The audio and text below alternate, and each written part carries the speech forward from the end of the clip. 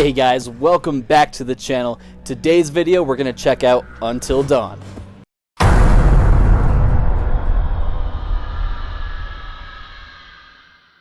Welcome back to the channel, guys. We are, like I said, taking a look at Until Dawn. I'm finally getting able to crack down on a ton of my backlog games that I have. And today we are looking at Until Dawn. It's like a horror game. Well, it's kind of a game. It's kind of hard to explain. This is like one of the first games I've played like this style. The story follows like a group of friends. It is a kind of like a teen horror movie, but in like a game setting. And it follows a group of friends who travel up to the Washington's property. It's like a big old like big old mansion up in the forest. And the story begins with a bunch of their friends kind of teasing one of the main character's sisters. Accident happens where they both die. And the main part of the story takes place as all these group of friends decide to come back the following year because they felt that it's what their friends would have wanted. And that's kind of where we start. And from there, it basically gets more crazy. The story has tons of choices, tons of branching paths.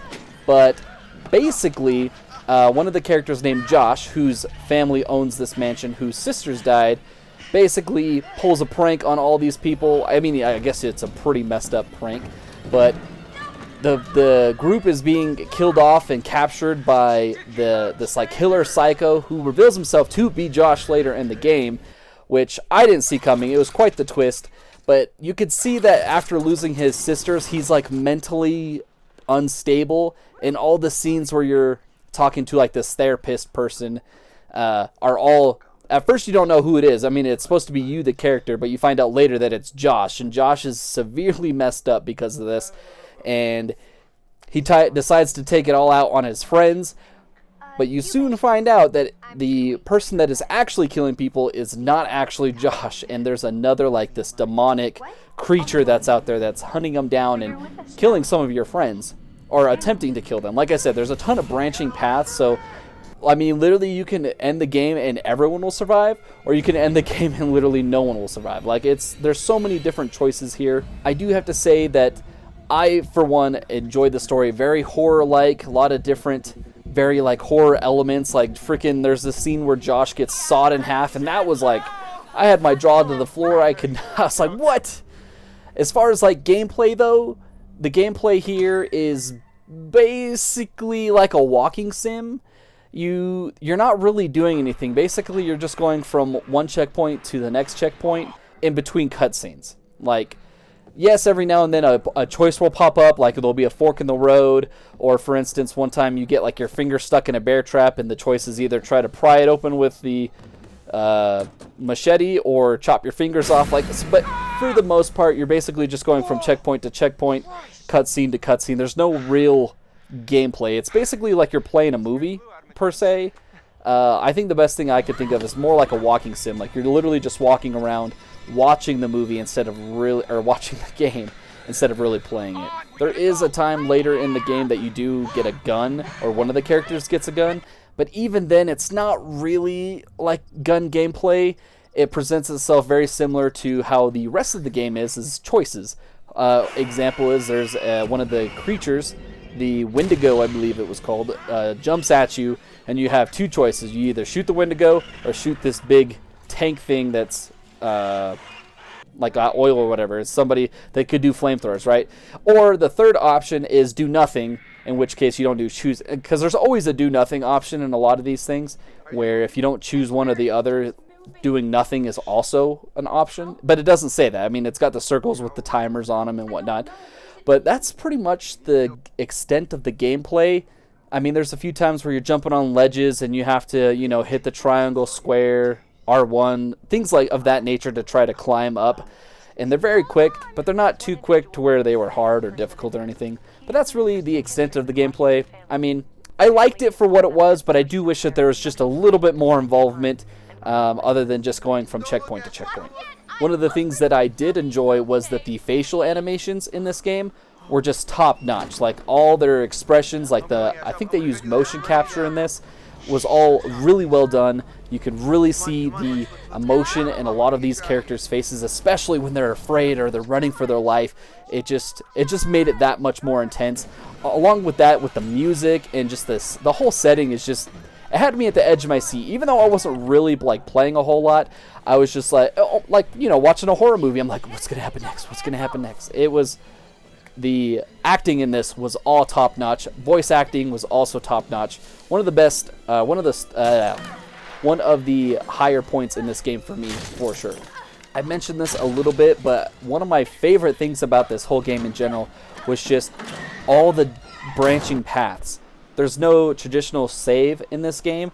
Basically, every time you make a choice, the game auto-saves. So it's not like you can make a bad choice and go back and like, oh, let me just restart that real quick. It's like, no, once you made that choice, it's locked in and you have to deal with those things until the end of the game.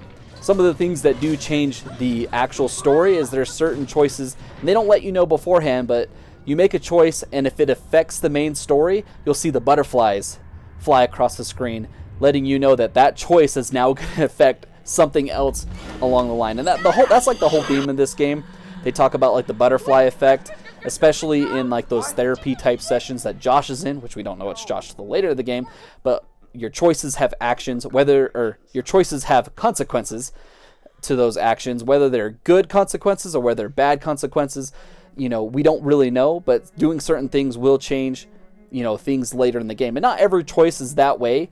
There's plenty of choices in this game, and there's times where like you don't see the butterflies, and there's time where I decided to do this or pet the dog instead of kill the dog or things like that, and you see like the butterflies, and this choice changed the course of where the story was going. I love all the branching paths, and that's one of the things is that this game is short.